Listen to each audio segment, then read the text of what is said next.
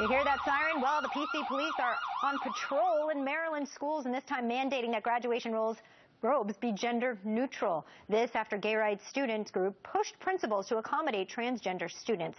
And now James Hubert Blake High School seniors will curtail traditional robes, boys in blue and girls in white as it was, and instead robe all students in blue, starting with the class of 2016. Joining us now, Julie Gunlock, a senior fellow at the Independent Women's Forum. Thanks for joining me. Fox and Friends here. So what are your thoughts on this move to remove gender from graduation because it might be offensive and put everybody in blue? You know, I have a lot of sympathy for schools on this issue. I think they want to be responsive and receptive to student concerns. And certainly for kids who are dealing with these issues, we don't want to make their life any more difficult. But I think we need a little perspective here. This is one day, it's 1 hour.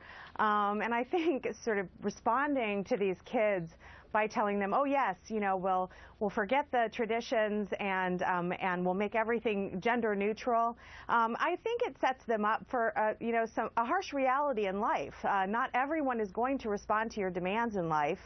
And, you know, I just don't see that this sort of rates high on the trauma scale. I think, you know, if you wear a robe that conflicts with your gender identity, I don't think that that's a major problem.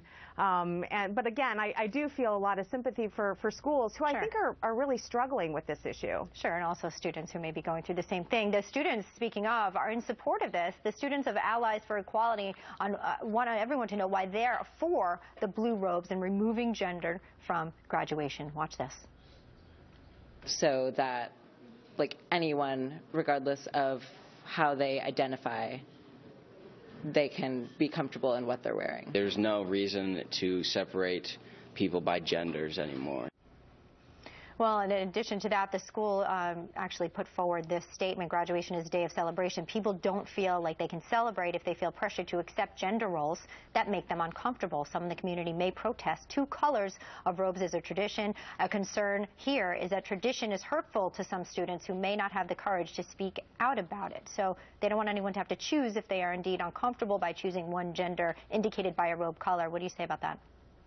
Well, I don't think it's the end of the world if schools to get rid of gender-specific graduation robes. That's fine. I understand that some people are you know, they feel very strongly about school traditions. But I do think it's also important that educators and parents teach kids about real hardship in the world. I mean, in ISIS-controlled Iraq, you have women that are being raped and mutilated and murdered. Homosexuals are being thrown off rooftops.